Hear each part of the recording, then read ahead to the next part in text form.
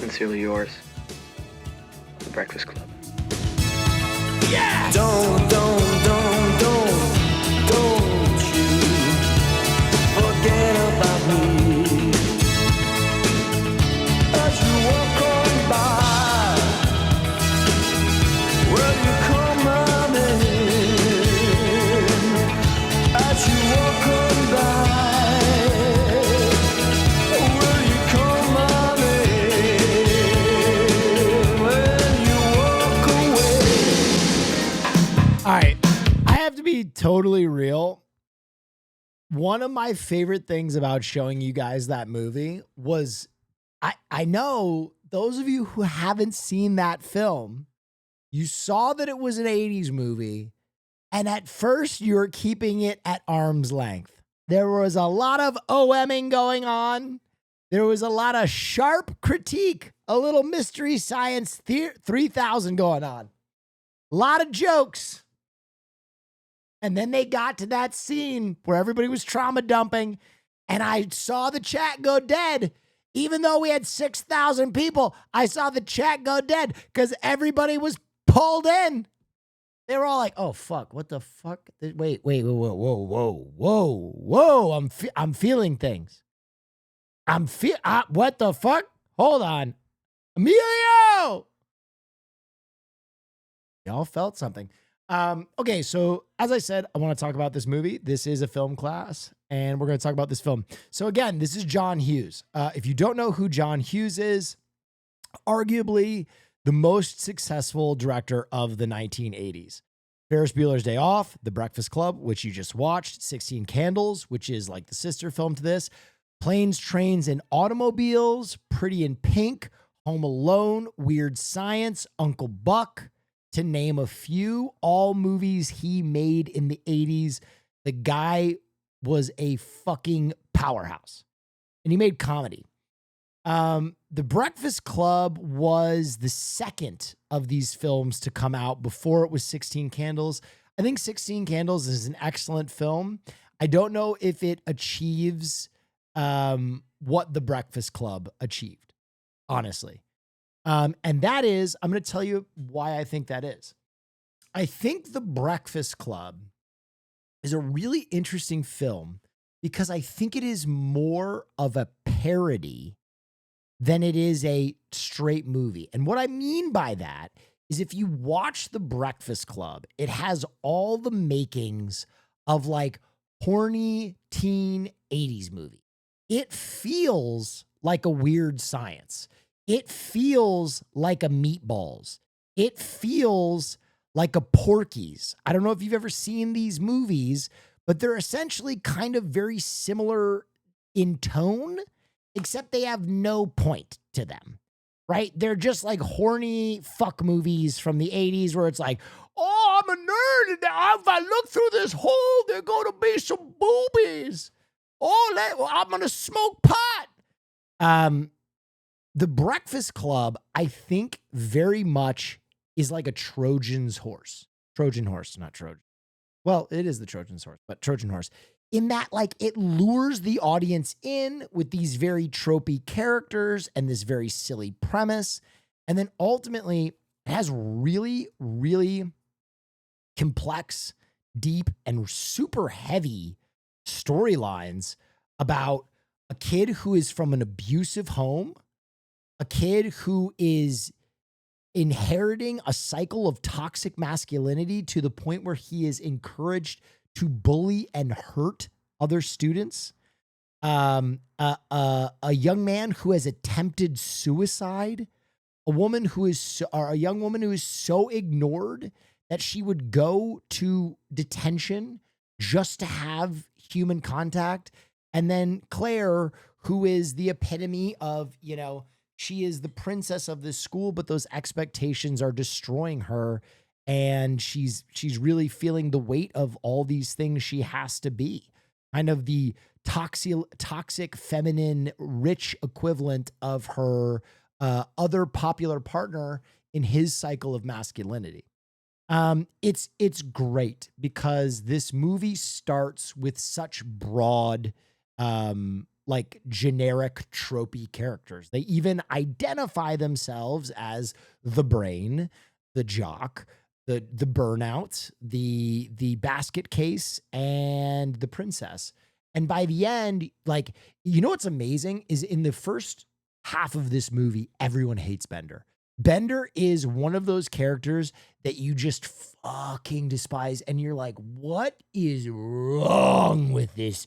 This dude is sex. And you start, when you learn more about Bender, you become very sympathetic to him. Also, when he sacrifices himself for people he's barely met, it's such a Bender thing to do. And then also, you wonder why he's being so cruel to Molly Ringwald. And then there's that scene where the brain is like, so are we going to go back to being friends? And she's like, no, we're better than you. Like, we can't associate with you. And you're like, okay, got it. And so I think, you know, he's kind of speaking truth to power in a weird way, where he's like, you don't actually care about us. We're disposable people to you. And he's kind of reacting to that. And in the end, they kind of amend their differences and they come together. Anyway, if you enjoyed this movie, which I think it's a fantastic movie, definitely do yourself a favor and go and watch some other John Hughes films. Pretty in Pink, 16 Candles, Ferris Bueller's Day Off. I mean, Ferris Bueller's Day Off. It's one of the best comedies ever made. If you've never seen it, but the other thing that I love about The Breakfast Club is there's so many like 80s conventions in this film. And maybe it's because The Breakfast Club was such a bellwether film that you saw it emulated so many times. But like that freeze frame, cut to black, the random dance sequence in the middle of the film, the title screens, the narrative over, like, where when they asked him to write a 100-word essay and he wrote like 20 words. I mean, perfect. All perfect. The last thing I want to say about this movie, though, that I think is really incredible is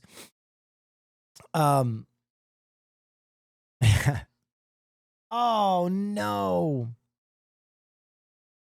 You're goddamn right.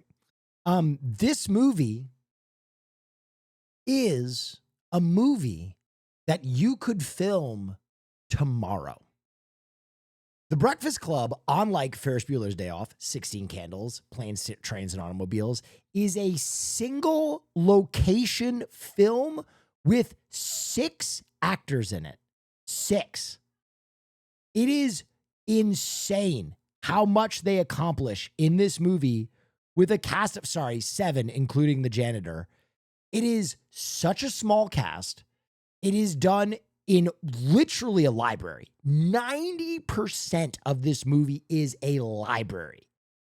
It is crazy what they are able to accomplish with such a small cast, such a controlled location, nothing flashy. I would say the craziest shot in the entire film, which if you leave it out, doesn't change anything, is when he breaks the window with his sheer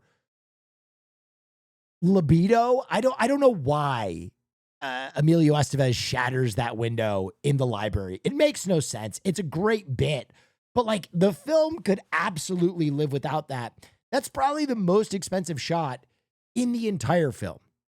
I'm telling you, it had $1 million budget, and I'll be honest, probably the majority of that was paying the crew and the actors. And now to shoot this movie, you don't need crew, right? That's the amazing thing about making film in 2025. You could film the same audio and visual quality with a fucking iPhone that they did in this movie. So I love showing like single location, small cast movies in a film course, because obviously, you know, the intention is that maybe one day I get some of you guys to go out there and make some film. And The Breakfast Club is such a perfect example of like what makes a great movie. What makes a great movie? Is it huge set pieces? Is it like unreal effects? Certainly those things are like condiments that you're putting on the hot dog of film. But the truth is good characters and a solid script is 90% of your fucking story. It's 90% of your story. Create good characters that people can tie into. Make them be like, give them a way that you can have your audience connect. It's amazing. Watching The Breakfast Club, almost everybody who watches this movie will connect to somebody in this film. And you know what's interesting? As I get older, this is fucked up. I connect more and more to like the principal and Carl too. Like when I watched this movie when I was young, I was like, those comedic characters. But when you watch it when they're older, that scene of them in the fucking locker room where they're drinking beers, and he's like, man, these kids, they fucking flipped up on me. And he's like, no, you changed, bro. You changed. And then he's like, well, it's scary that we're going to have to rely on these kids one day. And he's like, I wouldn't count. You know, that little scene is so prophetic in these otherwise two really goofy characters. But you know, chat, I'm sure if everybody wrote right now which character they related to the most in this film, you would see everybody represented. You know, like this is not a movie where there is one protagonist. Like, go ahead, sound off. Which character did you relate the most with? Yeah, exactly. You're going to have benders of people who were the burnout in high school and maybe came from a difficult home situation. You're going to have the princesses who maybe felt so coddled and so much pressure to be beautiful or successful or popular. You're going to have Brians, a lot of Brians, I hope, because we're on. What's up, Brian? And you're going to have the, you know, like everybody is going to be represented. And that's what I think is great about The Breakfast Club is it's a flavor for everyone. And it does a lot of heavy lifting to like make all of those characters sympathetic. Yeah, go ahead.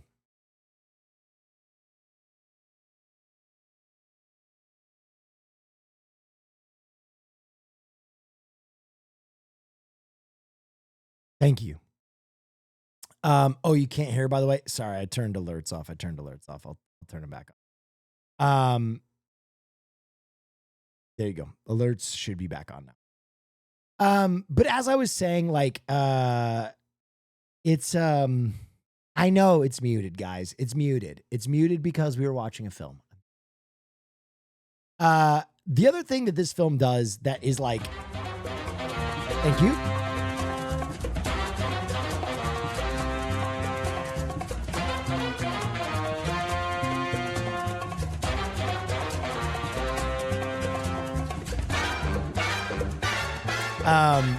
The sympathetic depiction of Brian is very, very unusual for an 80s film.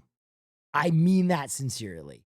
Anthony Michael Hall and his character Brian, if you look at 80s films, this is crazy to say, but almost every other 80s film, the nerd character was so one-dimensional. Like they were still using like Coke bottle glasses and they were just horrible, you know, like monstrous, horny degenerates.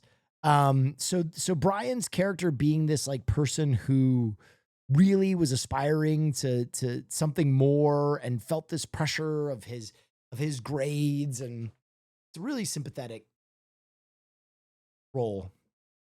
We should bring that back. Yeah, fuck those nerds. Do you think this movie will ever be remade? I don't know how you would remake this movie. Because sorry, go ahead.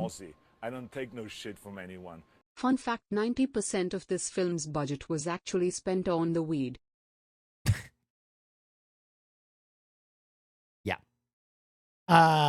No, honestly, I don't think it's a film that can be remade. And the reason being is if you do a remake of it, right? The idea is that you would do a modern setting Breakfast Club. And it would, in my opinion, it'd be like remaking The Wizard. Why can't you make a modern version of The Wizard? Because there are no more arcades. Arcades are gone. Like they don't exist anymore in America. They're not in strip malls. They're very rare. And I think like the same is true of The Breakfast Club, where I don't think you have an environment anymore that kids could relate to, where you're sitting without a phone for 8 hours in a high school with like these really different walks of life, like almost tropey high schoolers. I feel like high schoolers are much more nuanced now because they have the internet and they're not so locked in. Like these kids didn't even know what fucking sushi was, man. Like that's real. And I just don't know if high schoolers play cool for that anymore, really. I think if you remade this movie, it would just be 5 kids looking at an iPad for 2 hours and then be let out of detention. You know what I mean? I just don't know if it translates to a modern day setting. But I mean, you could attempt it. I just don't think it would have the same magic. Also, again, I don't think there are these purely defined tropes in high school as much anymore. I think you deserve top marks for being the guy that won't look down on people who haven't yet experienced the cultural touchstones of film. Watching 1000s of chatters fall under the spell of a staple film is awesome. Thanks for spreading the love. I'm a stud. Go ahead. I'm ballsy. I don't take no shit from anyone. After Elon, we need to bully nerds again. From the nerd. No. Let's not bully nerd. No, that's what I've kind of realized is like, I show a lot of films like The Breakfast Club in particular. I think The Breakfast Club is a great example because I think films from like the 80s and 70s, a lot of people will tell you they are good movies, but when it comes to selecting film, you almost get this like decision exhaustion where you're like, it's a movie from the 80s. Do I really like, could it really be good? Even though you've heard that these films are good. I think that they are movies that you hear are great that you seldom select. And part of that is like, they look dated, man. When you're looking at an Amazon screen for what movie you want to watch and you see this as the film cover, you're like, oh my God, what the fuck is this? And honestly, that's part of what I'm talking about, right? This movie is a Trojan horse. It looks like 80s tripe. It kind of feels like 80s tripe. But when you pick past that initial shock of it being like an 80s movie, there's some really, really good stuff underneath. Do you like Fast Times? Interesting question. I'm going to keep it a buck. I don't think Fast Times holds up as well as The Breakfast Club. That's for a cool. Fast Times to me I'm a stud. is I'm really ballsy. tough I don't to take no watch. shit from anyone. Love the movie, still salty about the goth girl erasure. And I'm gonna be real. I think Jeff Spicoli still great. I think Linda really fun. I think all the other characters, Brad, Judge Reinhold's character is great. Mike Damone is one of the most difficult characters to go back and feel good about. Like I feel physical pain when I watch the Mike Damone scenes. It's a lot, man. It's a lot. It's a lot. It's a lot, bro. Which one is he? The one who knocks the girl up and then with streamers, bails. Andrew, Ludwig, Claire, Valkyrie, Bender, Sear, Brian, Squeaks, Allison, Fan, Principal, Will, Janitor, Northern Lion. All right, let's go over this. Andrew is Ludwig. Okay, he's a jock. I get it. Claire is Valkyrie. Okay. All right. I'm with that. I'm with that. Bender is Seer. Nah.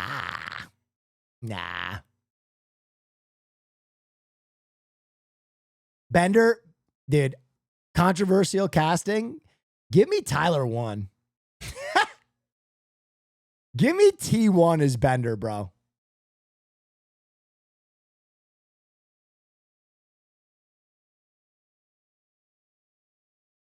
What was the other casting? I'm the principal. I'll take that. Northern Lion as the janitor is very good. Who was the weird girl?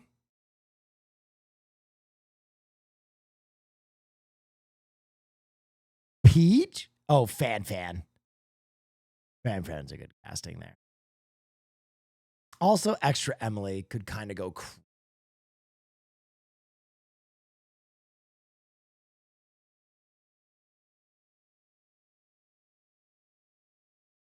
Anyway, not to digress too much, but I think Fast Times is a good movie. I think Fast Times is like a pivotal 80s film. Just to me, it doesn't spark as much joy when I watch it back as does 16 Candles and Breakfast Club. That's just my take. I'm not saying it's a bad movie. Dude, I used to quote Jeff Spicoli all the time. All the time. It's all about looking at that wave and going, hey, bud, let's party. Incredible. Dazed and Confused. Dazed and Confused is an amazing film. But in my opinion, it's very different. Very different, right? Dazed and Confused is a 90s movie made about the 1970s and like the early 1970s. Breakfast Club is an 80s movie made in the 80s. Dazed and Confused is a tremendous, tremendous movie, but it's almost like a period piece. But it's incredible. I love Dazed. It's one of my favorites.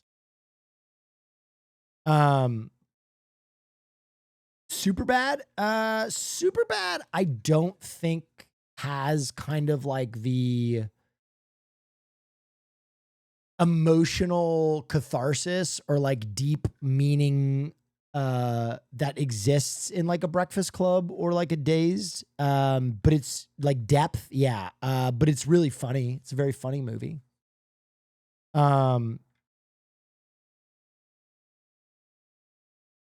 It's very funny though. All right. Well, okay. You guys are kind of jumping the gun here. I'm not done talking about this movie. Anyway, it grossed $51 million on a, I think, $1 million budget, which makes it one of the most successful films of all time in terms of 50xing its budget. It is really good. I'm glad you enjoyed it. Molly Ringwald is such a fucking queen in it. Cool. I love the diner scene. Yeah, the diner scene is great.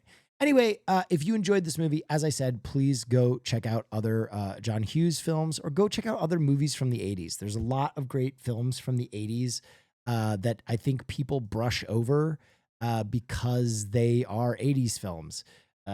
Quickly comes to mind Stand By Me, St. Elmo's Fire, The Heathers, Say Anything. There's a lot in there that's really worth watching, and I'm glad you enjoyed. Now, ladies and gentlemen, is the part of the film class where I just open it up to questions. You can ask any film questions you want. Thank you for stopping by. I'll be answering questions for like 20, 30 minutes, but really quick, we got to listen to Gunship really quick.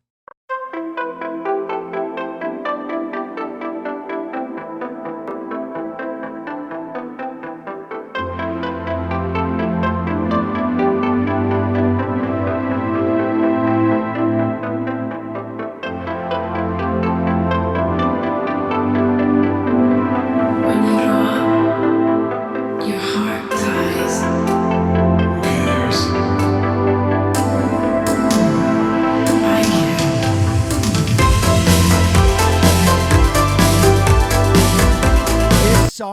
fucking rules. You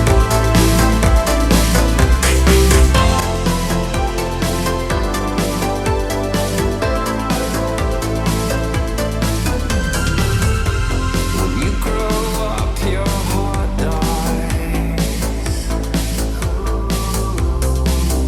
Just to keep holding that secret code by your side. Somebody call it. Don't let it go, don't let it go.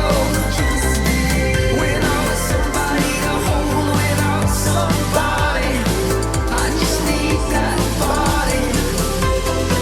You're on fire, the way you dance with the devil tonight. You're on fire, you got that lost stars look in your eyes, just like a movie. Don't let your heart die, don't let your heart die, don't let. All right, now I'm answering questions. Go ahead.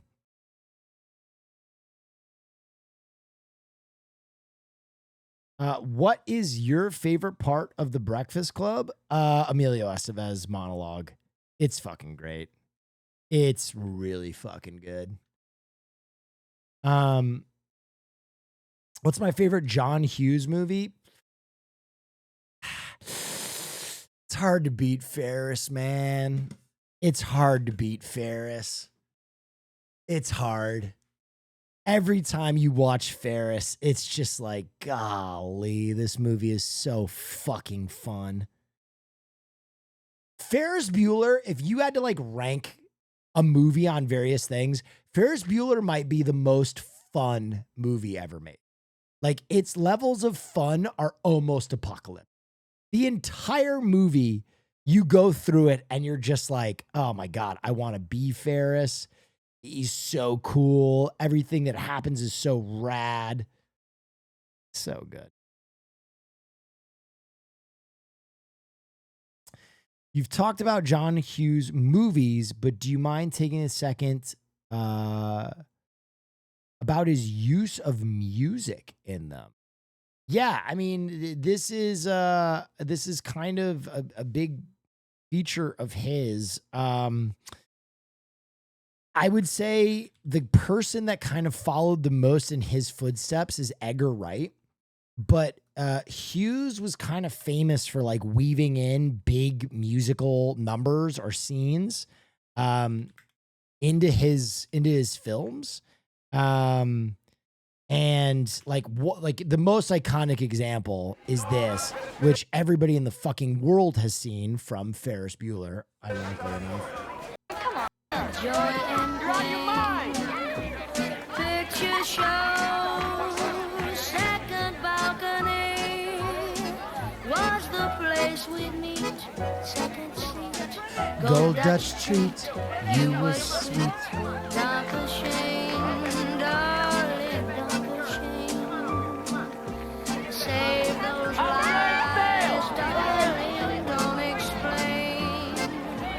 I recall Central Park in fall, how you tore your dress. You know, as long as I've known him, everything works for him. There's nothing he can't handle. I can't handle anything. Anyway, if you've never seen this, Well, shake it up, baby, now. Shake it up, baby. Twist that shout. Twist that shout. Come on, come on, come on, come on, baby, now. Baby, come on and work it on out. Work it on out. Work it on out. Work it on out. You know you look so good. So good. You know you got me going now. Just like I knew you would. Like I knew you would. Well, shake it up, baby, now. Shake it up, baby. Twist and shout. Twist and shout. Come on, come on, come on, come on, baby, now. Come on, baby. Come on and work it on out. Work it on out. You know you twist it, little girl. Twist it, little girl. You know you twist so fine. Twist so fine. Come on and twist a little closer now. Twist a little closer. Let me know that you're mine. Know you're mine.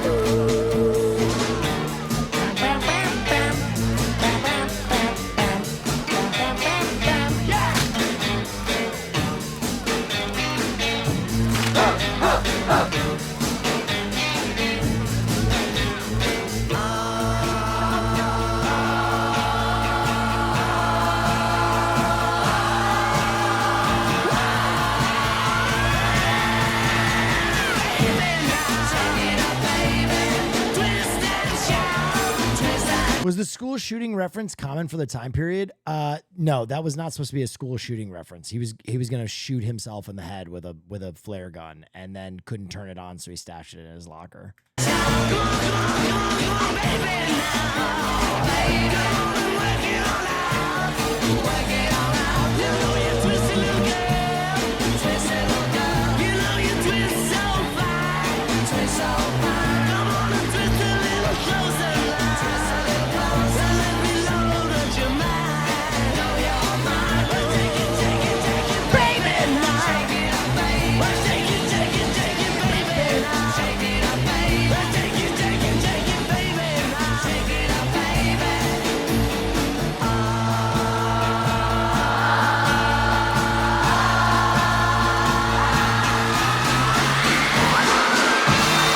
Yeah, Ferris Bueller is a fucking 10 out of 10. But the question was his use of music in his films. Obviously, one thing, okay, this is going to be a film lesson. Consider this like film 101 and maybe something that some of you who have never worked in film before have never considered. So when you're cutting a movie, you have all these shots and you don't shoot the length of the shot, right? This shot of Ferris dancing on the float isn't 3 seconds long. It's probably a fucking 10-minute long one take. And they probably used, I don't know, 300 different setups in this one sequence. But when you're editing a film, one of the things you have to decide is how long am I going to keep each shot on the screen, right? That's a real question. And the first time you cut a film project, I guarantee you all of your shots are going to be too long. I don't know what it is, but when young filmmakers first start making film, almost everything they make will go on for a few seconds too long. It's just a common mistake. And it's because there is a rhythm to editing that you haven't mastered yet. Now, a way to kind of heighten, enrich, or dial in and edit is editing to music. Whenever I was editing in college, high school, I would put on a song that I wanted that scene to have the energy of, and I would try and use that to cut the scene. Now, some people like Edgar Wright or like this scene takes it to the next level where they literally integrate rhythm into the cuts and the film, right? So music is such an incredible way to heighten emotion. And great filmmakers are like, they're very good at creating like that feeling within you. And so when he is thinking of a scene, when he writes that scene and he's like, Ferris Bueller, exterior, Chicago, the German Pride Day parade. He's on a float with women in lederhosen. He's singing Donkashane. And then everybody starts dancing together. And I bet in his mind, he's like, what's a song that has that energy? And he all of a sudden is like, oh, Twist and Shout. Now, they probably have to go through a series of like being able to get the rights, but he is great at invoking this emotion. And if you watch this scene back, you'll notice it's all cut to time with the song as well.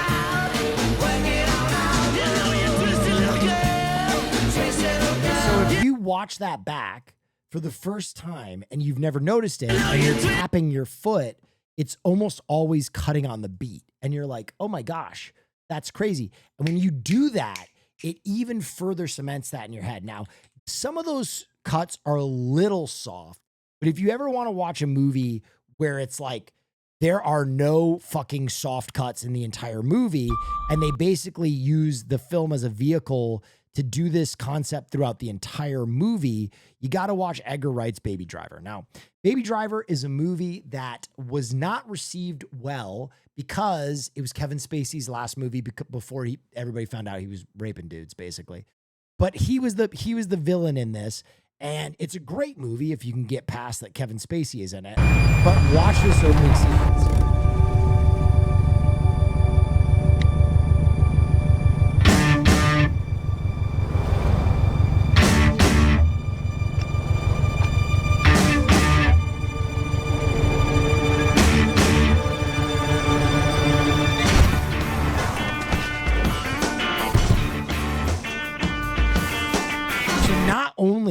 are the cuts on beat in this film. The action of the actors is choreographed to the beats and lyrics of the song as well. Pay careful attention.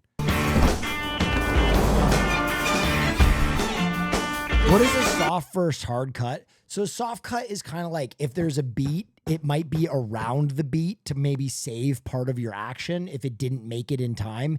This cuts on the millisecond of the beat. Like this is hard cuts. So you'll notice that it cuts on the fucking millisecond. Watch.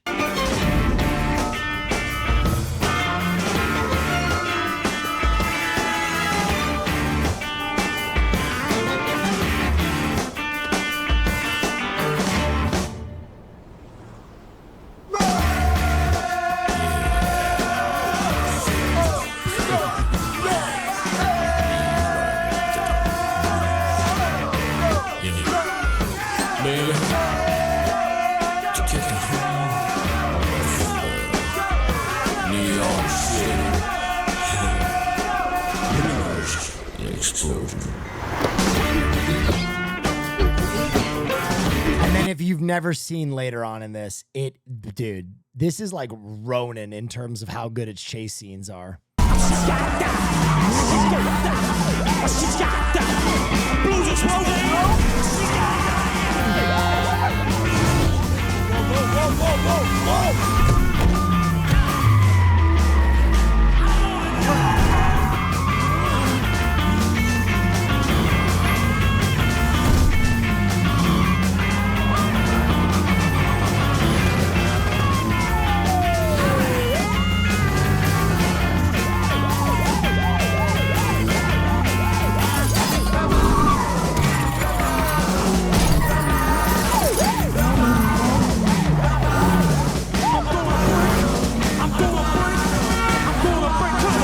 It's a fantastic movie, and I don't know if you guys know this. Here's a little Baby Driver trivia. Once upon a time, Edgar Wright directed a music video for a group called Mint Royale, and he liked the premise of the music video so much that he's like, I got to make a movie. So if you notice, this music video is actually featured in the film, and this is the video for Mint Royale. Is this the place? Yep, this is the place. How long? 2-3 minutes max. Could you be a bit more specific? 2.5 to 3 minutes. You can call it 2:45. 2:45? No, more. 2:54. Okay, 2:54. Then you got a watch. I don't read too good. Okay, you got 2 minutes, 54 seconds from now.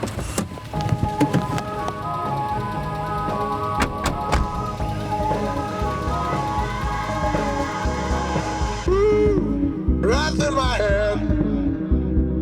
I ain't got the blues no more, I said. Steps on more, I said. Pick me up, singing, I got my duty, I ain't. Right through my head. I ain't got the blues no more, I said. Steps on more, I said. Pick me up, singing, I got my duty, I ain't.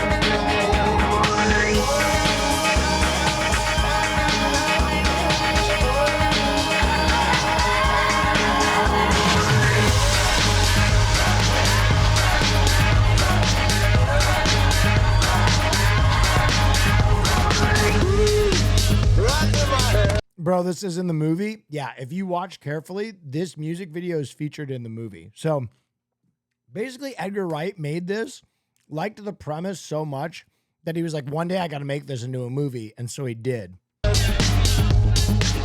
ain't got the blues no more. Baby Driver. Steps on my sand. Pick me up, singing, I got my duty, I ain't. Right through my head. I ain't got the blues no more, I said. Steps on my sand. Pick me up, singing, I got my duty, I ain't.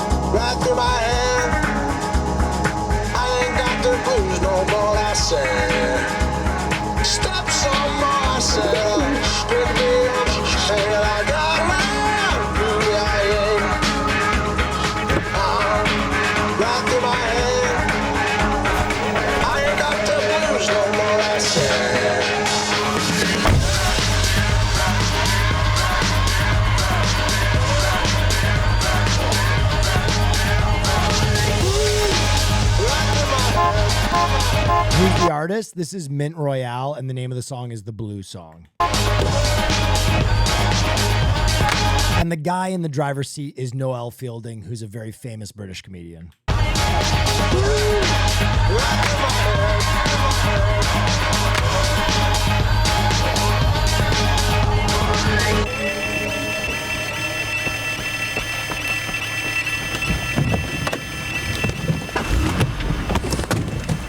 I think you find that was more like 3 minutes. Howard Moon in the back seat, baby.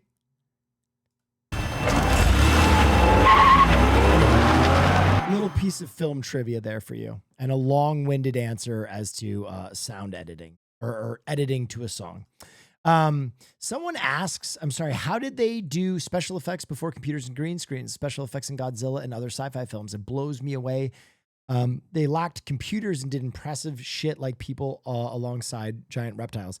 Yeah. Okay. So, a simple answer to your query is they did it very carefully. When you're talking about Godzilla, they actually made miniatures of everything. That's how they did those films.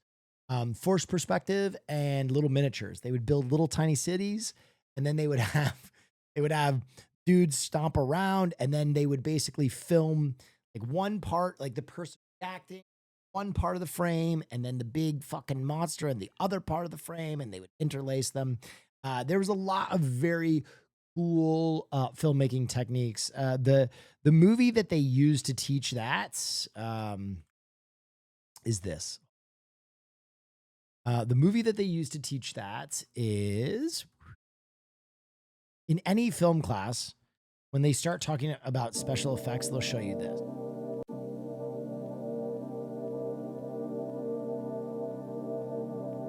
They'll show you this film.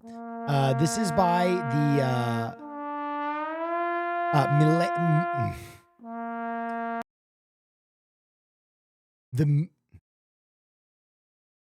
can't say this French word. Georges Méliès. Anyway, it's called Journey to the Moon. And it's like the first use of like major special effects. It's from 1902, so I can show it to you. But they accomplish a lot of crazy shit before people were able to do this stuff, right? This is hundreds of years ago. And they're basically inventing a lot of film techniques here that would be used over and over again, right? They're using practical stage effects. They're using basically some, like really interesting cuts. They're using a framed out guy's face to be the moon. They're overlaying frames. Anyway, you can go back and watch this, but they usually talk about this like the first like major implementation of special effects. So they were figuring out creative ways to do things for years and years and years and years and years before even the 80s. Camera tricks, yeah. You ever see the video about how Ferris Bueller did not work until it was heavily edited, reordered? No, I did not. Day one film school stuff. Yeah, I mean, that's basically what this is supposed to be every Wednesday, right? It's supposed to be we watch a movie and then I give you like day one film school shit because you've probably never touched a camera or picked up a film textbook, and I'm trying to give you like the tantalization of the early stuff that you can do to become a film expert. Not that I consider myself one, but you know, I know the relative works that you're supposed to go watch. You should that cool face transition scene with the red and blue filters. It's in black and white, so the filters add a cool effect.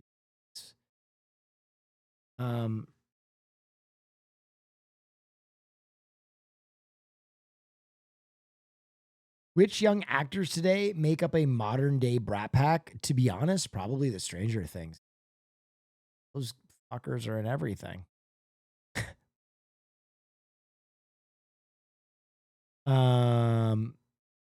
This is it. Oh yeah, wow, that's very Amazing cool. visual effects. Will Neff the definition of cool. Oh, thank you. What a nice thing to say. My favorite Hughes film for this scene alone, Uncle Buck. You Want to Hurt Me? Great film. Anyway, yeah, we have a letterboxed, sorry. If you want to watch all the films that we have watched in film class, these are all of them. I consider them all pretty criterion viewing, and if you watch all of them, you'll probably be a more well-versed film goer. I don't think this is all of them. I think we've watched more than this, maybe not.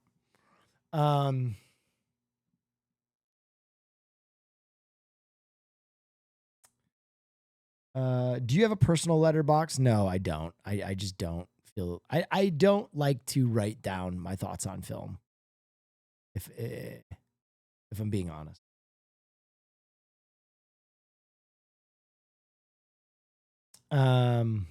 Well versed, Kangaroo Jack. I mean, can I be honest? Kangaroo Jack, the chat basically campaigned for that movie for years and years and years. And you know what? I'm not sad we watched it. It was truly an education. Was it? I definitely learned something.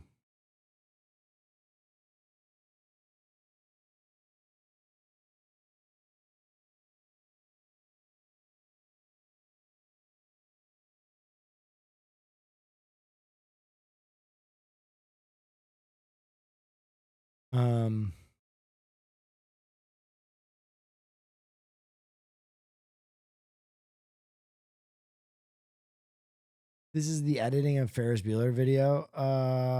It's 9 minutes long. I don't think I'm gonna watch that right now with peace and love.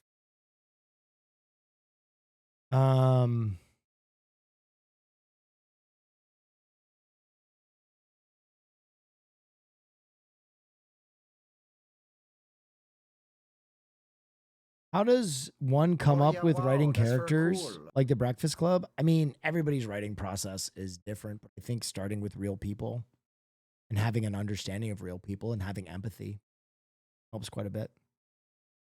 Survivor frogs we eating tonight? No. Survivor frogs can leave. You're not eating. Will, did you catch Ryan Johnson's first 2 projects? Blown Away. I don't know. First 2.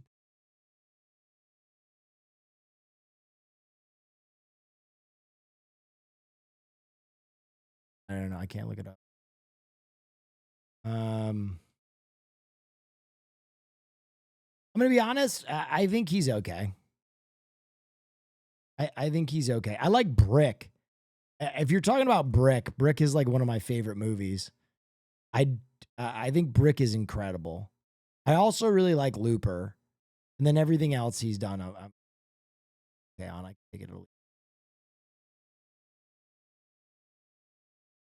leave. Brick is a weird movie, though, man. Brick is a weird.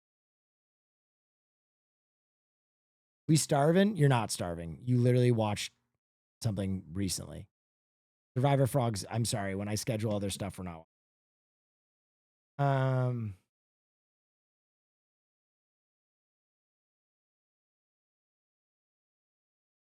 Can we watch Under Siege? Probably not. In your opinion, why has writing for video games not developed into its own multi-faceted profession in the way screenwriting has become itself? That's not my opinion. I disagree with your thesis. I reject your thesis. Literally playing Kingdom Come Deliverance 2 probably has more dialogue than all the Harry Potter movies put together in like 20, minutes of that game. It's hard for me not to look at video game writing as something that has come a long way. I don't know what your take on that. I mean, there's a lot of bad video game writing, but there's also a lot of really bad film writing too.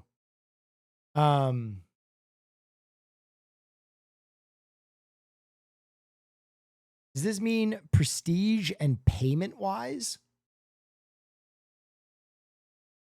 I think just like in film, it depends on the game. You know what I mean? Like if you're writing a script for a small budget film, unless you're the director of that, you're not making much money. Like if you write the script for a $6 million movie, which is like the majority, like the middle budget for stuff, you're maybe making $100,000 on a project that probably took you 2 years. It's not like some gross payday. It's a lot of money, but it's not like you are rich forever. Now, if you write fucking Finding Nemo or something like that, it's a different story.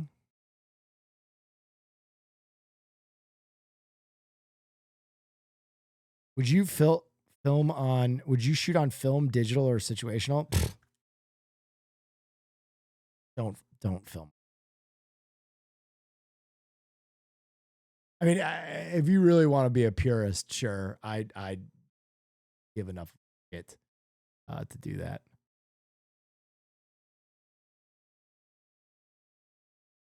What the fuck? Your salary is only $50K for a $6 million movie. Yeah, I would say most writers only get paid around like $60,000 to $100,000 for a $6 million movie. Your how much you're paid scales with the budget of your film.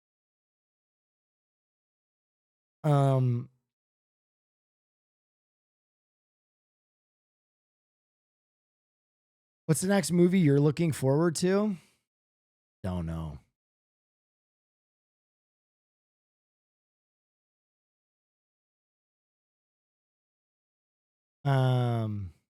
Mickey 17 is actually a good one. Yeah, Mickey 17, I'm looking forward. I'm actually pumped on that.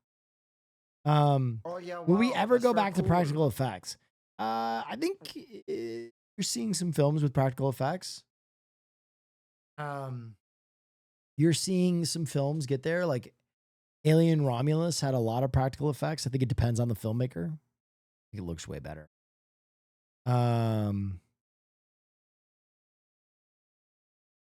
Will said he's gonna watch Silo on Twitch. Nope, I did not.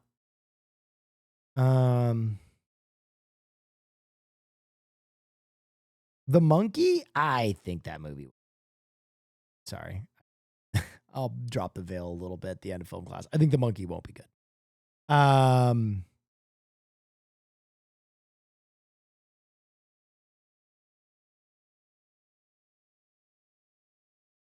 How you feeling about season 2 of Severance? Love it. Incredible.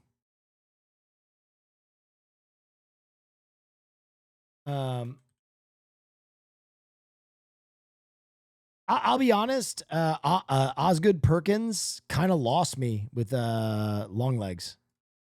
I thought Longlegs was kind of a big miss. I really liked the Black Coat's daughter, and then Longlegs was such a miss that it's hard for me to buy back in on the monkey.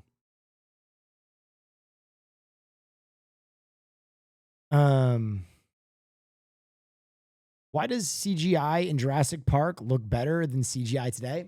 Tell you why. Time.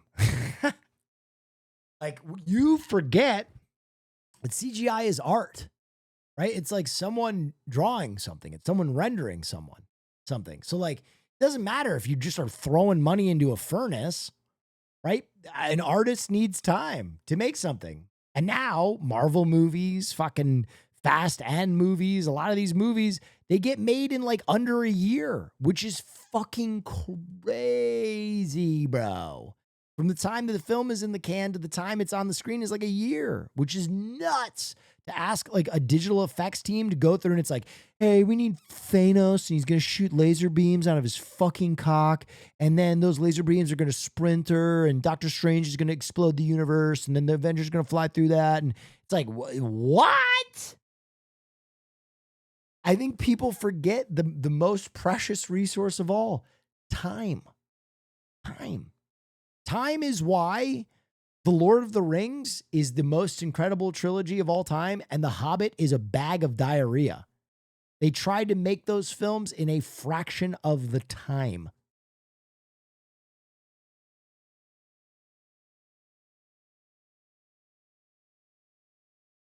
What's better, Long Legs or Heretic? I mean, it's choosing between two gas station sandwiches. I don't know. They're both like B minuses. They're not terrible films. Don't get me wrong. Neither one of them is like bad. I thought both films were going to be incredible, and they were both kind of like, if you were only to count the first 45 minutes of Heretic, yes, Heretic is a better movie, but then it falls apart. Long Legs is very similar, where it's like the first 45 minutes, I was like, yeah. And then by the end of the movie, I was like, oh, we're going here with it, huh? What do you think of The Substance? One of the best movies of the year, honestly.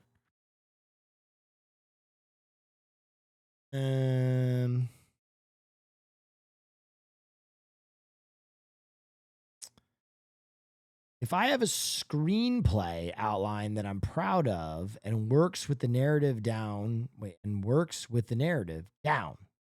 but struggle with the dialogue and film scenes, do you have any advice? You're struggling writing a screenplay, essentially. I always tell people the best way to learn how to write screenplays is to read screenplays. There's a lot of formatting shit that you will go ahead. I'm ballsy. I don't take no shit from anyone. I thought about what you said, about how video game dialogue has come a long way.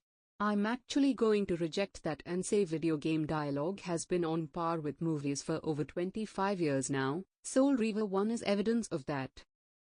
Yeah, I don't know what you're rejecting. I think we were talking about the industry of writing, and I kind of threw out that guy's statement. I think you're disagreeing with me for the sake of disagreeing with me. But yeah, I agree. Video game writing has been excellent. I think even going back as far as like Final Fantasy, right? Like there are some of those games that absolutely grip me when you talk about the writing of them. But yeah, no, I that's why I disagreed. Kidding. I think you were saying that like I only think recently it's done that, but maybe that's because I gave like Kingdom Come as an example. I think the scale and the payment is kind of what I was talking about. I think obviously the writers of Kingdom Come are probably paid more than the writers of the dialogue of Final Fantasy II. In fact, I know that's correct. But yeah. You make a good point.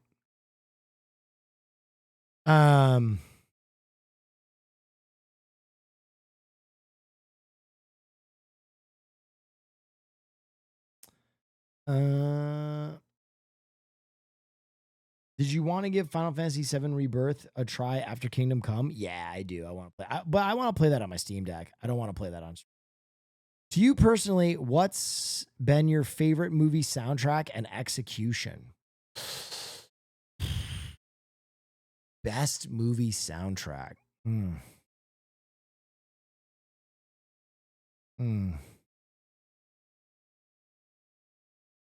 Best movie.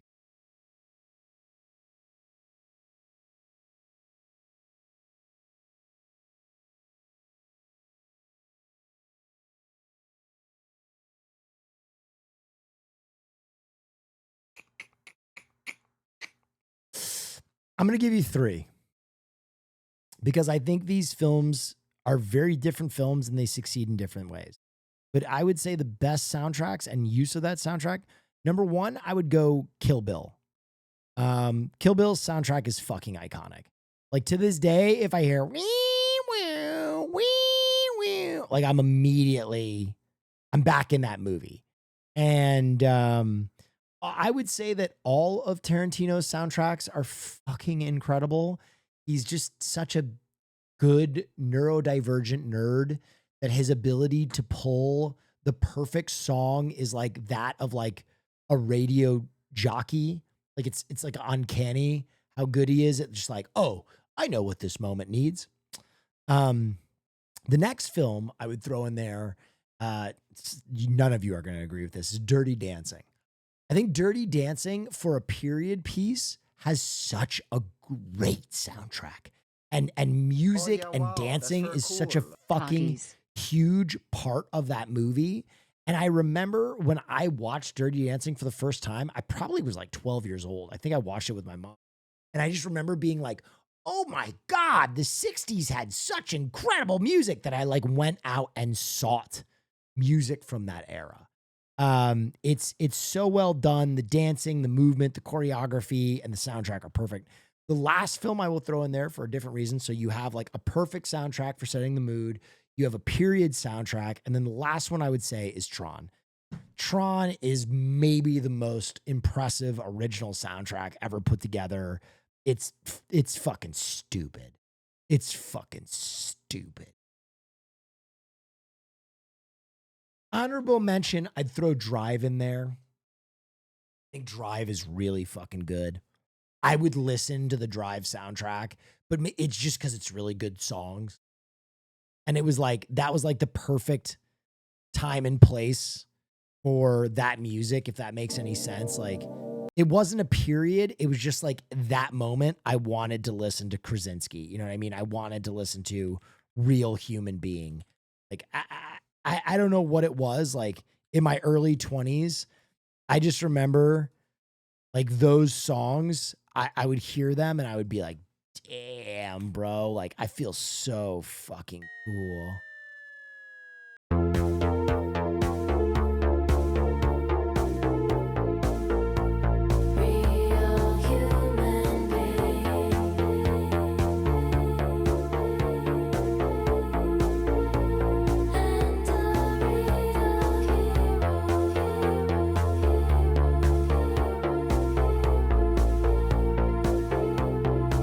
Real human being and a real here. Also, this song goes fucking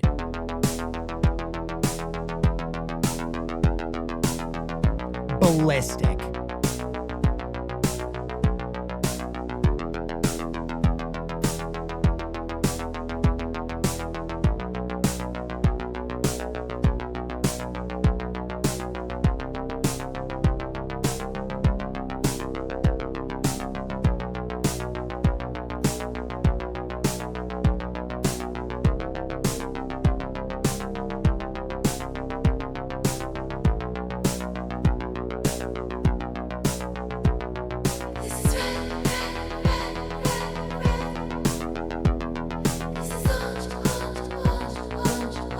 Dude, the entire Drive soundtrack is crazy.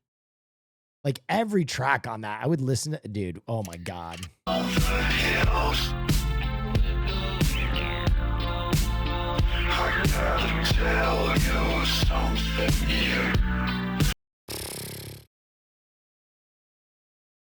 What else is on that soundtrack? It makes no sense how good that entire soundtrack.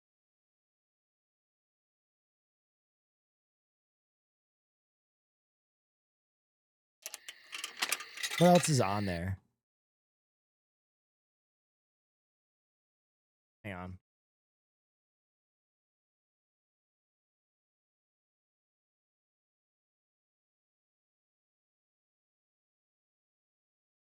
Drive full playlist. Here we go.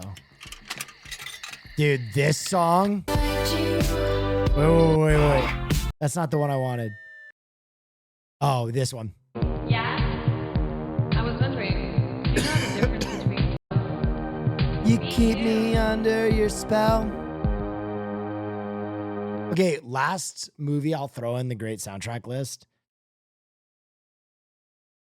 for a different reason. I don't know if you've ever watched It Follows, but basically the story behind the soundtrack is the guy who made the Black movie Panther soundtrack knew is a also guy who best. made music for video games, and he was like, bro, you gotta help me out and make a soundtrack. And he made this for like free.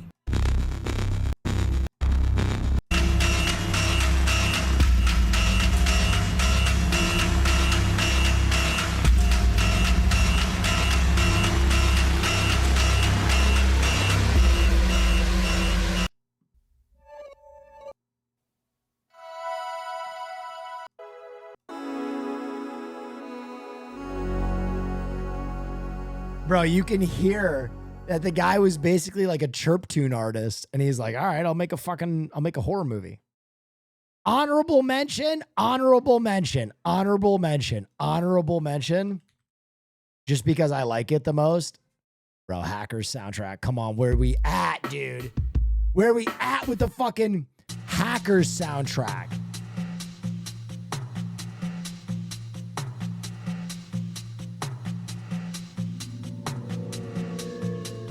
Dude, this entire...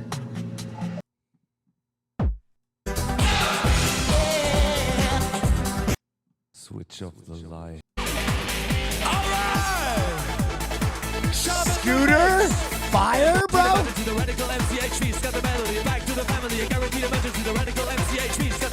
One, two, three, fire!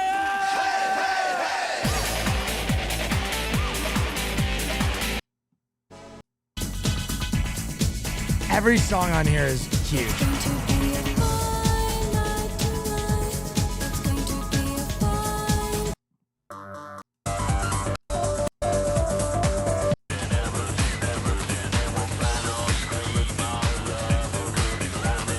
This song is so long. Cowgirl. And abandoned love.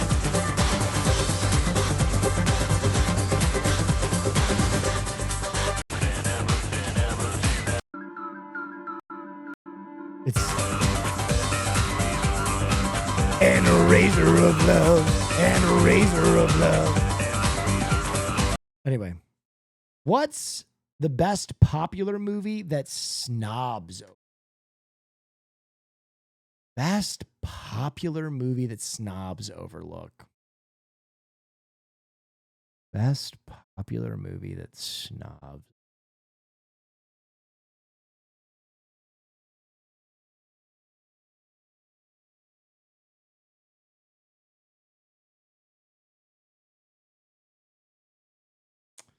It's not. All right, so it's got to be like, you know what I would say? Real shit. Yo, Paddington 2 goes absolutely fucking wild, bro. Paddington 2 goes absolutely fucking garbanzo beans, dude. That shit goes wild. Dude, come on. That's, dude, exactly my point. Exactly my point. The only people that are saying, no way, come on, dude, are people who have not watched Paddington 2. Paddington 2 will touch your fucking heartstrings, bro. It's very good. It's very good.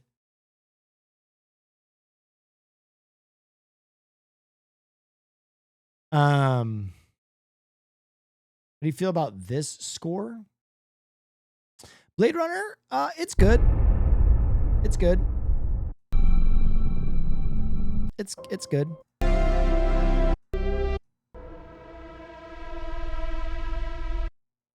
Can I be real? Can I be real? Can I be real, son? He did the best he could. He did the best he could. Because he was up against one of the best to ever do it. He was up against fucking Zangelix, okay? Like, I'm a stud.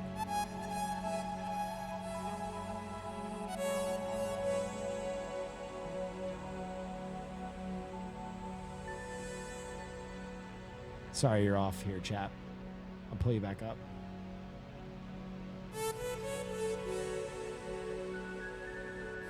I mean, this is...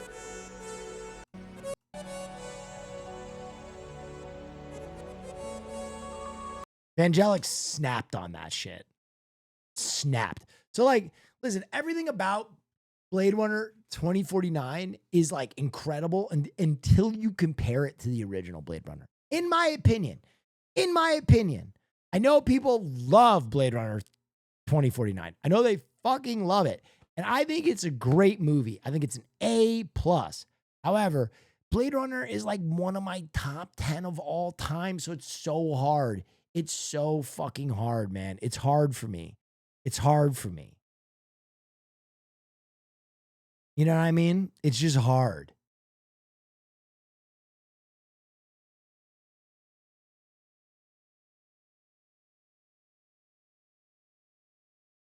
Like tears in rain. 2049 is better for me. Well, that's because you have taste.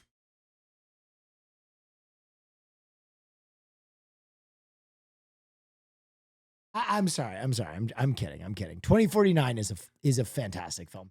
Also, I have to be honest, my initial reaction to 2049 was that it was trash. I watched it the first time and I was like, what the fuck was that? Boo! Boo! And then I sat with it and I was like, it's good. It's very How to good. Train Your Dragon had an incredible score that people don't appreciate. Not to mention the fantastic writing that calls back to every line from the first half, like Shaun of the Dead. Yeah. Shaun of the Dead's got a fantastic soundtrack. Anyway, let me just say that I went back and I watched Blade Runner 2049 again. And I felt... Sorry, I'm go ahead. ballsy. I don't take no shit from anyone. Garden State has the best soundtrack listening. Actually, very based. Probably the best soundtrack from the 2000s. I'll give you that. Garden State's very good. Anyway, let me just say this. 2049, I had to live with it for a long time to like it. I'm going to be honest. It was like Random Access Memories. Random Access Memories, when I first listened to the Daft Punk album, Random Access Memories, I was fucking livid. I was like, what the fuck is this shit? Where is my fucking French disco? And then, as I sat with it, I was like, oh, okay, I understand it now. Instead of sampling things, they're creating the samples. Cool. Like I've learned to love Random Access Memories. And now some of my favorite Daft Punk songs are on Random Access Memories, right? Like Contact, Giorgio, Touch. I think those are good songs. I don't love every song on the album. I'll be honest. I do not love every song on the album. I don't take no shit from anyone. Sorry for interrupting, love you. I went to a string quartet who did Lord of the Rings songs lit by candlelight and I wept probably for half of the concert. Yeah.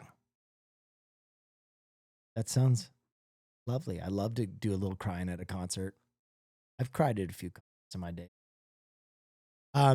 Giorgio by Marauder. Yeah, that's the same song.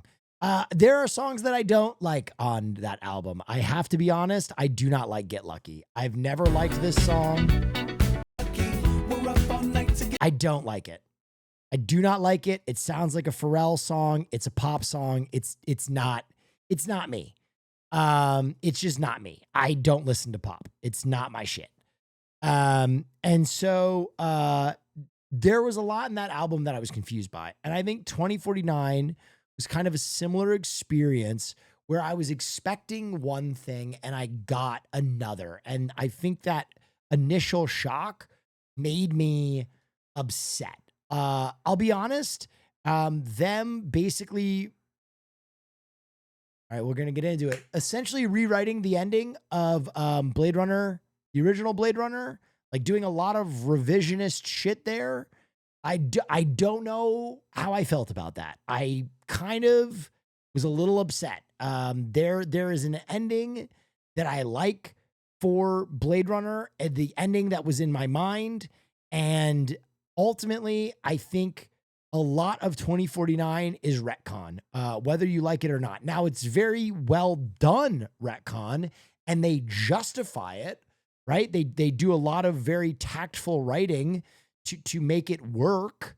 But ultimately, I just kind of wanted 2049 to be its own fucking story and linking it back to Deckard. And that storyline to me was like, I don't like this. I don't like this. this is not shit. And that, but ultimately, I sat with it and I was like, you know what? It's a good movie. It's a good film. That's very cool. Hater. I don't know if I'm a hater if Blade Runner is like my favorite movie. I don't know if you can say I'm a hater. I think ultimately a lot of the people that enjoyed 2049 were just not that big a fan of the original, in my opinion. I don't think you'll find many 2049 fans who have the original Blade Runner in their top 10. I think that's a smaller Venn diagram. I think Blade Runner 2049 was Blade Runner for people who maybe didn't necessarily like love the first Blade Runner.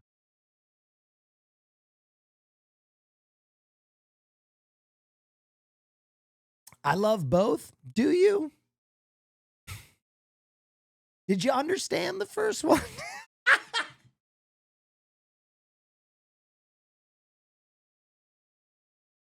Nah, listen. Just, I'm kidding. To each their own. I'm sorry. I'm going to pop off. Harrison Ford's old ass walking out of a fucking Vegas casino and being like, oh, I'm Deckard. It was horrible. I hated it. I fucking hated it.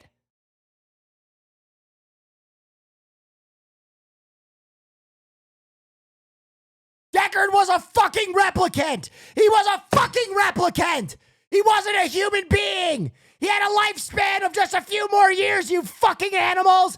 The original movie said so. They retconned everything. He was a fucking replicant. You know it, and I know it. And they rewrote the first movie so they could have Harrison Ford's old ass walk out of a fucking scene, and you would go watch it because old people wanted to go see Harrison Ford in a fucking Blade Runner movie. Fuck you. Sorry, I had to get that off my chest. I'm sorry, I had to get that off my chest.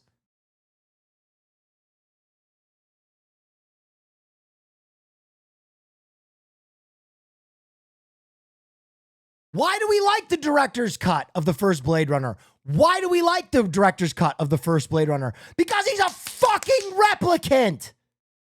Oh yeah, wow, that's very cool. He's a replicant killing replicants.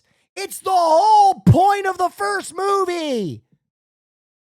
That he's caught up in the system. He's killing his own. The epiphany he had on the roof in the tears and rain soaks in when he realized he's been killing his own fucking people because Gaff knows his dreams just like his girlfriend's. He knows his dreams because he's a fucking replicant, man. Oh my God, it ruins it! It fucking ruins it.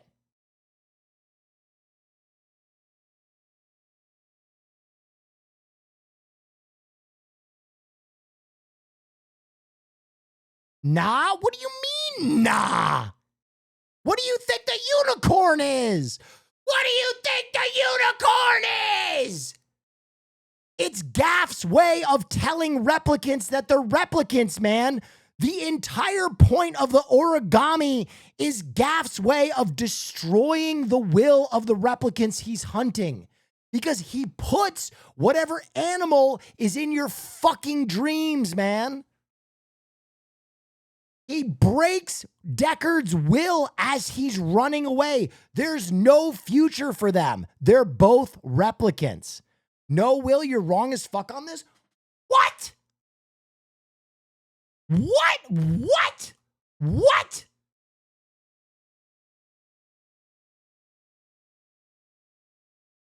Brother, what do you think this is? What do you think this dream sequence into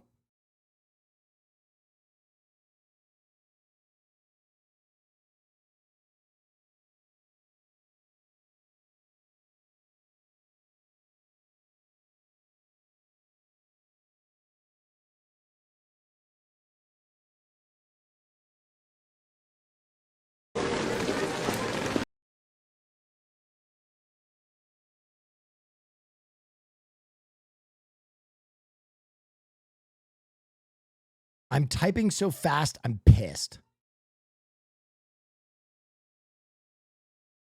They don't even have the fucking goddamn son of a bitch.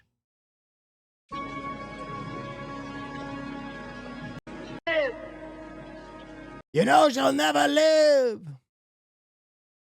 Anyway, Blade Runner 2049 is a very good movie. I'm just upset about the retcon. Deckard is 1000% a replicant. And I think 2049 still works with that ambiguity perfectly. How? How does it work? How does 2049 work if he's a replicant in the first movie?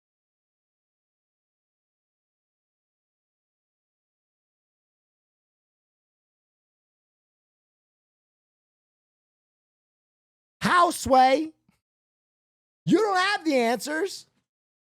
You don't have the answers, Sway.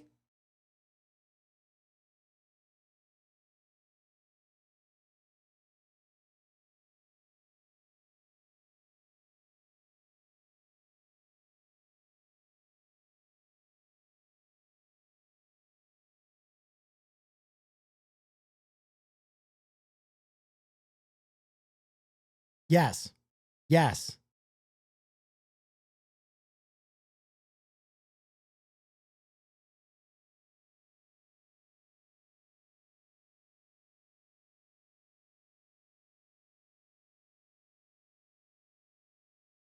Scott intended the unicorn scene to be in the 1982 theatrical release, but the producers vetoed the idea as too artsy.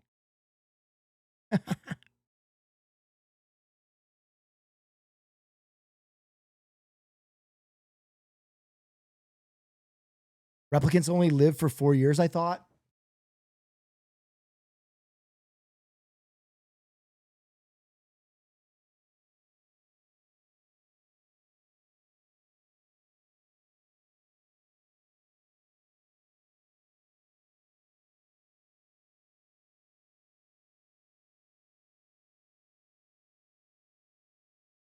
It's like they're sounding it out. It's like the 2049 fans are sounding it out. But I thought that replicants only live for like a very short period of time. How could Deckard be a replicant?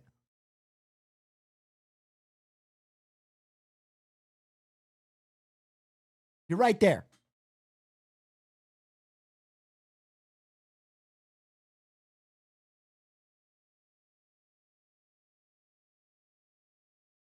He wasn't a replicant. That was just a fan theory. No, he's a fucking replicant. He is a replicant.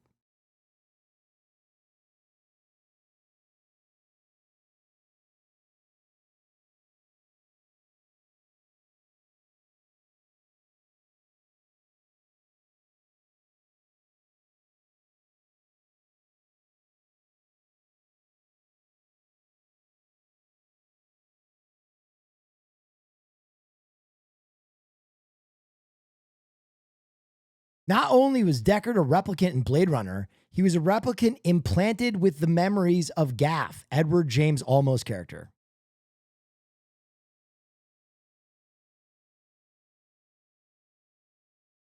Gaff says, "You've done a man's job," which for him would be the highest praise he could give to a replicant.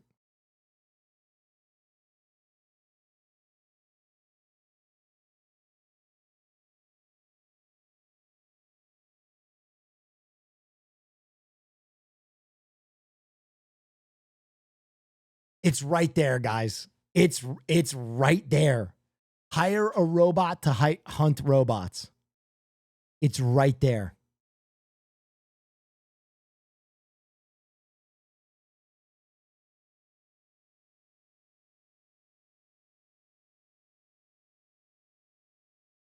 They're not robots.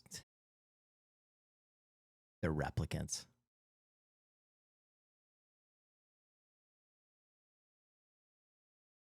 But Deckard also sucks ass? What?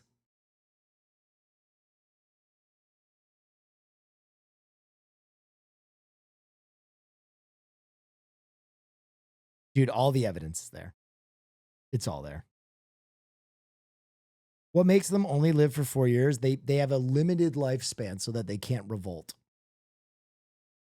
That's a wild take. I thought everybody was on board that Deckard is a replicant.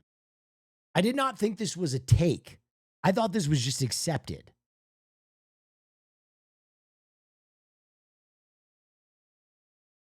I thought the entire point of Ridley Scott being suppressed from releasing his version was that producers didn't want fucking Deckard to be a replicant. And then when the fucking director's cut gets released, everybody goes, oh, Deckard's a replicant.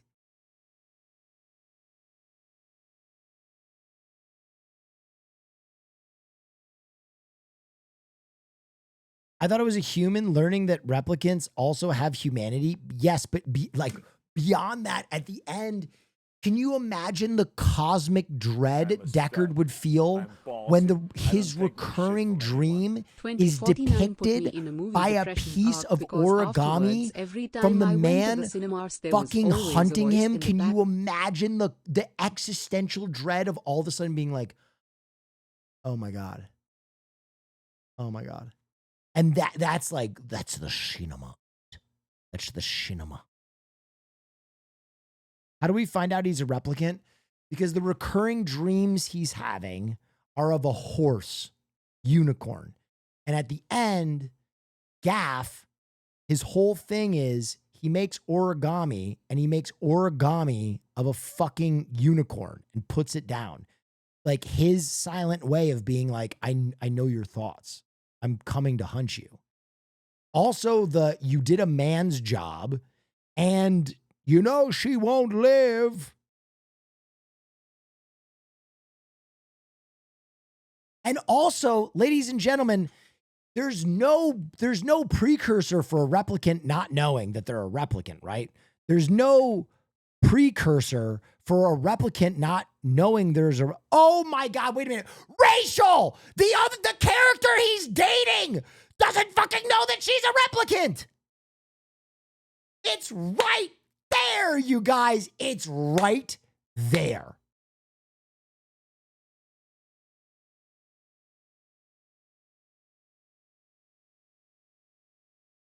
Not true?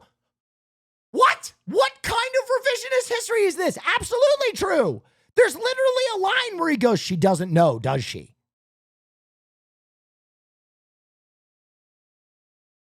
Rachel was a special case. Oh my God, you guys are in denial. You guys are in denial. This is crazy.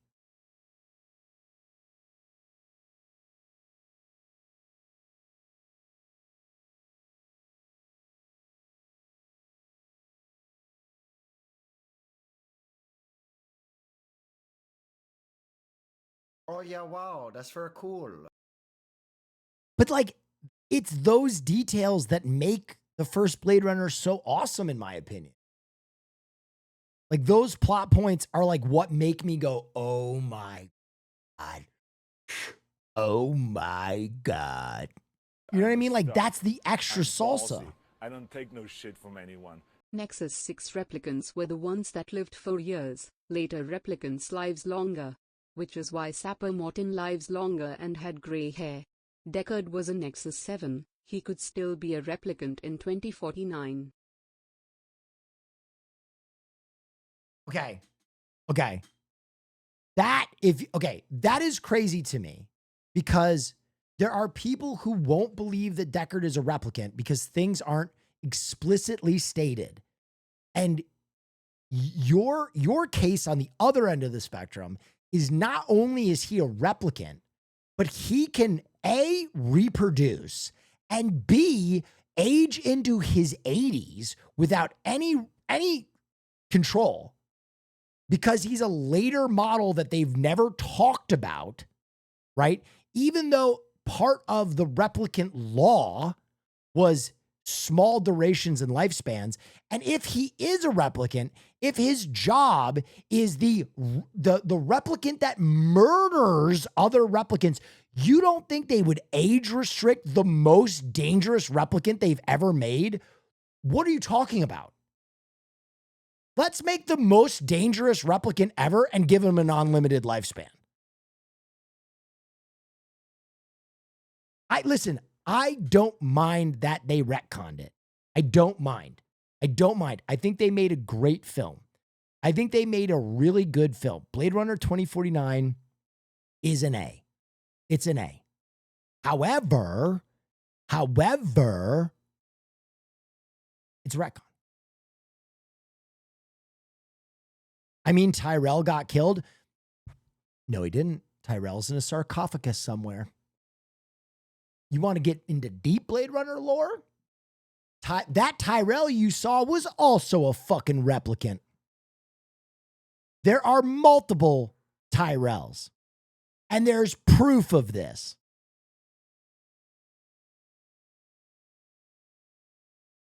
What?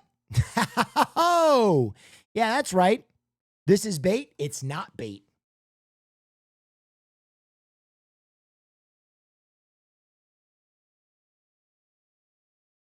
It was actually supposed to be in the original fucking film. Watch this. Watch this. He's got breakdown. Watch this. Movies.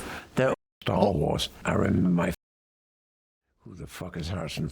Was dying. Whatever the age and the time, there will always be some industrial disease that we haven't actually dealt with. But he'd also, here's the trick. Does Putin have 6 clones?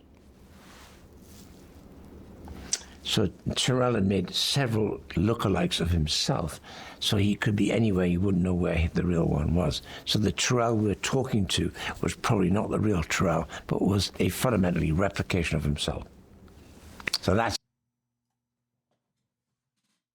You just brought piss to a shit fight. You just brought piss to a shit fight.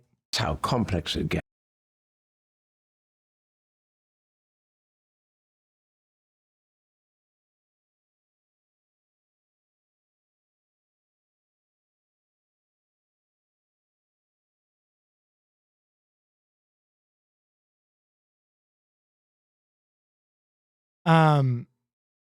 Is there any of this in the book?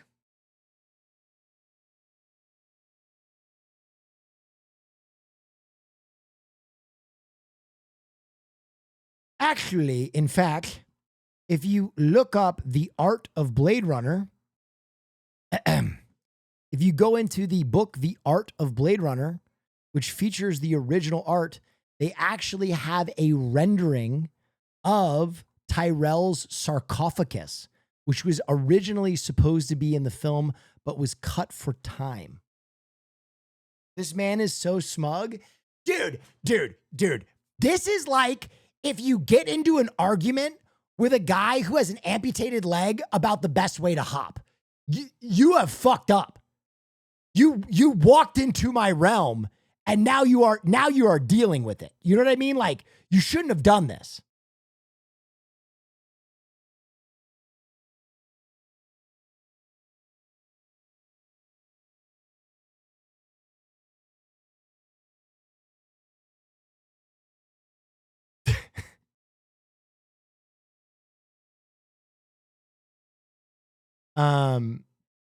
Anyway, I love, can I be honest? Anyone I just yelled at, I love that there are so many people that are opinionated about Blade Runner. It's like my favorite project. So the fact that you guys have your own takes, I'm fucking juiced on it. Please hold on to them. Don't let me convince you of anything.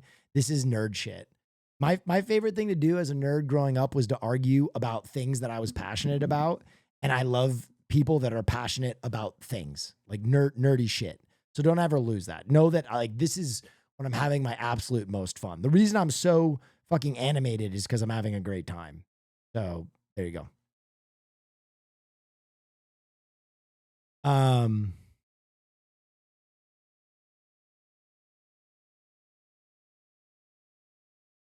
Off topic, but just have to say that your YouTube edits have been great. The moon theme really summed up A Night of Madness. Thank you. That's all shouts out to Shy Thumbo. All right, ladies and gentlemen, boys and girls, that is film night. I boxed today and I'm tired, boss. 5 hours. I wanted to give you the best possible content I could. Anna Yes. on 2029 was Deckard's and Rachel's daughter. Right. You're saying only female replicants can have kids. If Rachel can reproduce, then why not Deckard as a replicant? And yes, replicants age, which is why Dave Bautista character was old and retired in 2049. Right. Because it was a retcon. Okay, let me just explain to you what a retcon is. A retcon is when you take the details of one project, which is Blade Runner, and massage them to fit the narrative of a different project, 2049, right? I'm not saying that the logic of 2049 is in any way compromised. It's airtight. It's a sci-fi movie. It's great. I'm saying that the logic in between the two films is bent like this to fit the second narrative because they wanted Harrison Ford to come back.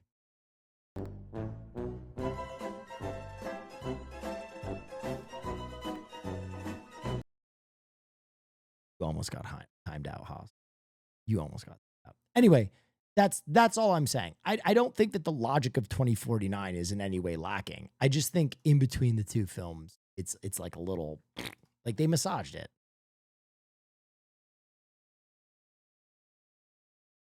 And again, that's why my initial reaction was ew.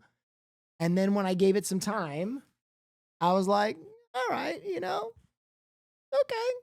not too bad. I'm vibing. You know what I mean? But it took a little time. Just takes a little time for me to fall in love with it. And now I really enjoy it. Okay? Fair? Do you hate all retcons? No. In fact, I don't hate Blade Runner 2049 at all. I don't. I think it's a great movie. This all started because my initial reaction to Blade, I admitted that the first time I watched Blade Runner 2049, I was like, and then it grew on me. That's it. I will say this, though. I think one of the best movies ever from a like a series is a total retcon. I think The Rock is the best James Bond movie. And it's a total retcon. It is a total retcon. So, if that is any way to kind of bridge a gap with you, I'm not totally against retconning. It's tough when it's your favorite movie. That is a James Bond movie. Yes, The Rock is a James Bond movie. Go ahead. 1. I finally saw Anora. Nice. Very good. Also a fellow New Yorker, did the accents hit for you? 2. Yeah. You were talking about script formatting before getting sidetracked. Oh yeah, you got to read scripts to learn how to format scripts. 100%. Just scripts are made available on the. Go read them. Go read some of your favorite movies. Go read like really iconic films and see how they did things. And then the other great thing is like there are so many movies that have been made that almost any scene format you can think of in your head, a great movie has done that, right? So if you in your head you're like, oh, I want to do this way, try and think of where you've seen something similar before. Go get that screenplay, read how they did that on the page, and then adapt that for your scene. There's very good Reddit communities about screenwriting if you ever want to go check them out.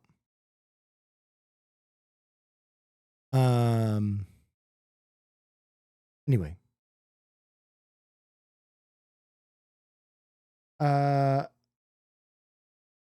What movie has the best dialogue about relationships ending? Not a movie, but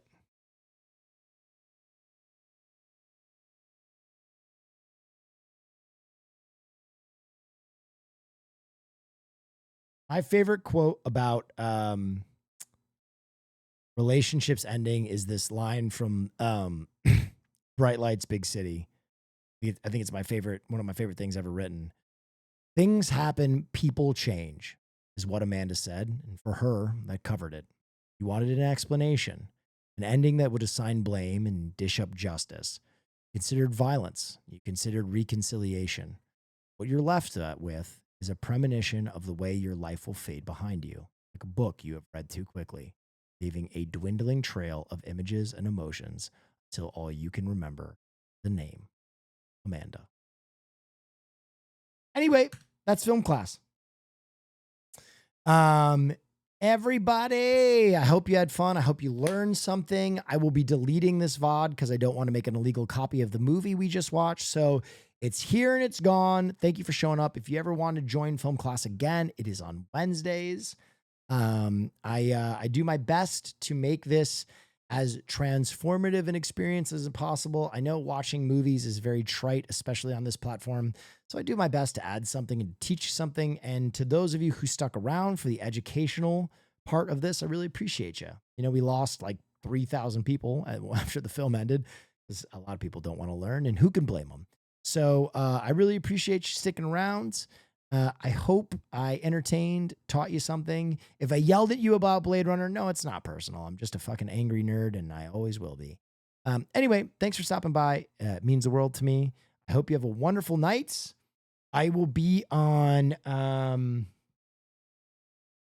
iDubbbz stream tomorrow for a little bit, I think we're raising money. And then I'll try to make it back for my stream, but we're also doing some moving stuff tomorrow.